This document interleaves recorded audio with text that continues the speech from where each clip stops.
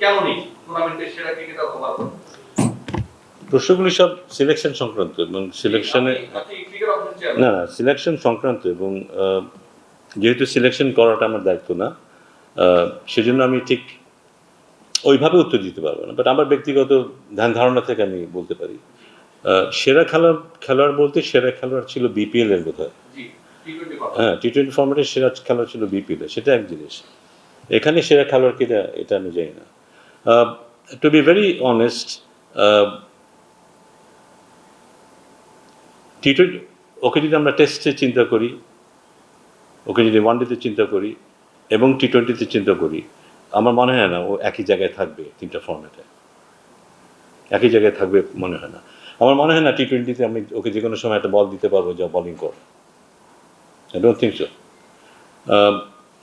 এই জায়গাটায় বোধহয় কিছুটা ঘাটতি থাকতে পারে। এটা আমি আমার কথা বলছি, সিলেকশনের কথা বলছি না। সো আমরা যখন মনে করি যে ও যদি থাকতো তাহলে ব্যাটিং করতে পারতো, বোলিং করতে পারতো, ব্যাপারটা বোধহয় ঠিক তেমন না। ব্যক্তিগতভাবে মনে করি টি-20তে এফেক্টিভ প্লেয়ার হওয়ার জন্য ওর বোলিংটাকে আরেকটু ইমপ্রুভ করতে হবে, তাহলে ও he becomes an asset for the team. এটা আমার ব্যক্তিগত মতামত বলছি আমি। ও আমার খুবই ফেভারিট একজন ক্রিকেটার। আমি ওকে চিনি 10-12 বছর ধরে, মাঠের বাইরে চিনি আমি। এবং আমার ধারণা যে ওর মধ্যে যেই জেদ আছে বা ইয়ে আছে, আমরা হয়তো ভবিষ্যতে ওকে দেখবো, টি-20 ফর্মেটে দেখবো। এবং আমাদের ওরকম একটা খেলোয়াড় দরকার। ওর ব্যাটিং নিয়ে আমি খুব বেশি চিন্তিত না, কিন্তু ওর বোলিংটার দরকার। ওর বোলিংটা একটু বেটার হলে বোধহয় ও বাংলাদেশ দলের জন্য একটা বড় অ্যাসেট হতে পারবে। আরেকটা ব্যাপার সেটা হচ্ছে যে বাংলাদেশ দল শর্ট টাইমের মধ্যে দুটা অনেকটা বলবো যে এমব্রেসিং ডিফিটের শিকার হয়েছে, একটা জিম্বাবুয়ের সাথে আর একটা হচ্ছে ইউএই এর সাথে। আপনি বাংলাদেশ ক্রিকেট বোর্ডে অনেস্টলি কাজ করছেন এবং গত 9-10 মাসে আপনি আপনার ডিপার্টমেন্ট নিয়ে কাজ করার সুযোগ পেয়েছেন খুব কম সময়, তারপর আপনি ডিপার্টমেন্ট পেয়েছেন জানুয়ারি মাসে 25 তারিখে। আপনি কি মনে করেন যে এই ডিপার্টমেন্টের দায়িত্বটা যদি আরো আগে আপনি পেতেন বা ডিস্ট্রিবিউশনটা আরো আগে হতো, এমব্রেসমেন্টটা আরেকটু কম হওয়ার সুযোগ ছিল? না, I am not embarrassed, to be honest. Embarrassed না, কারণ আমি না না এম্বারেসড না। আপনি যদি ইউএর কথাই বলেন যে হ্যাঁ, ইউএই কিন্তু খুব যে দুর্বল একটা দল তা না, কিন্তু আমাদের যেটা উচিত ছিল কোনো সন্দেহ নেই। বাট এটা একটা প্রসেস। আমার ধারণা যে অনেক সময় দুই পা সামনে আগানোর জন্য এক পা পিছাতে হয়, কিন্তু আমার মনে হয় এটা আমাদেরকে কিছুটা হলেও জাগিয়ে তুলবে, আমাদের অ্যাটেনশনটাকে ঠিক জায়গায় নিয়ে আসবে। আমরা কিছু ভুল করেছি কিন্তু এই ম্যাচে, নয়তো হয়তো এই ম্যাচে আমরা জিতে পারতাম। এই ম্যাচে অনেক পজিটিভস আমাদের ছিল কিন্তু।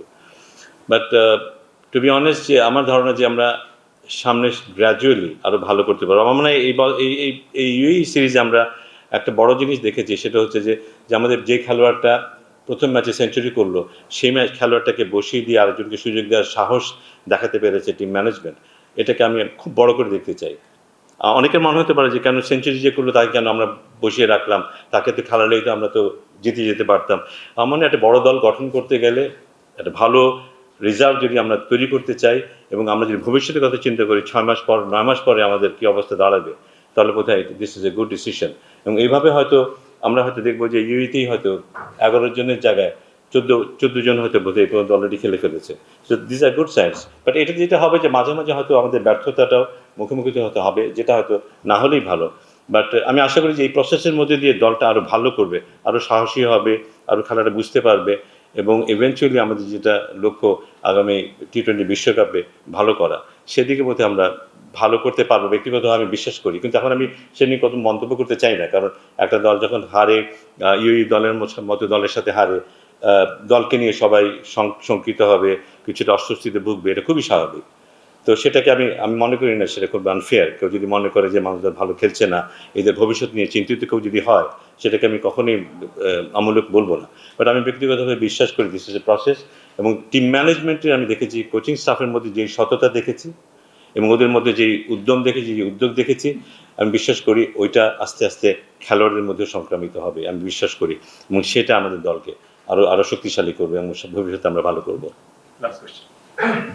স্যার, আপনি যেমনটা বললেন মাঝে মধ্যে ব্যর্থতা যদি দেখতে হয় তবে সমালোচনা বরণ করতে হবে, বাট আপনি দলকে ডিফেন্ড করেন। আপনার কি মনে হয় না বোর্ডের বাদ বাকি ডিরেক্টরদের দলকে ডিফেন্ড করা উচিত, বা তারা কি করবে কিনা? কারণ পূর্বে দেখেছি এক এক ডিরেক্টর এক রকম কথা বলেন, ডিরেক্টররাও সমালোচনা করেন, বা ডিরেক্টরদের কি আপনি যেমন ডিফেন্ড করলেন ওরকম করা উচিত কিনা? না, টু বি অনেস্ট, আমি ডিফেন্ড করি না, আমি ডিফেন্ড করবো না, কিন্তু I will never defend anything, যেটা ঠিক মনে হবে আমার সেটাই বলবো আমি। আমার এই মুহূর্তে মনে হচ্ছে এটাকে গড়ে তোলার চেষ্টা হচ্ছে, এবং গড়ে তোলার ক্ষেত্রে দু একবার যদি স্লিপ করে আমি ওটাকে কনসিডার করতে চাই। আর যার যার ব্যক্তিগত মতামত তো থাকবেই, দিতেই পারে, কারণ বোর্ডের যারা ডিরেক্টর থাকবেন তারা চাইবেন বোর্ডের দল ভালো করুক, সবসময় ভালো করুক, সবসময় জিতুক, যাদের সাথে জেতার কথা সাথে সাথে হারলে তাদের খারাপ লাগবে, তারা যদি রিয়াকশন দেখান, সেই দায় কিন্তু আমাদের নিতে হবে। আমি being the chairman of cricket operations, সেই দায়টা আমাকে নিতেই হবে। আপনি যদি বলেন কী খেলছে দল, আমি কিছু বলতে পারবো না, কিন্তু আমার চুপ থাকতেই হবে। আমাকে অপেক্ষা করতে হবে সেই দিনের জন্য, যেদিন দল ভালো খেলবে সেদিন এসে হয়তো আপনাদেরকে বলতে পারবো না এই কারণেই আজকে দল ভালো খেলছে। তো সেই দিন যদি আসে তখন আমি বলতে পারবো, তার আগ পর্যন্ত কিন্তু আমাকে কথা শুনতেই হবে, তো সেই দায় আমাকে নিতেই হবে। Thank you.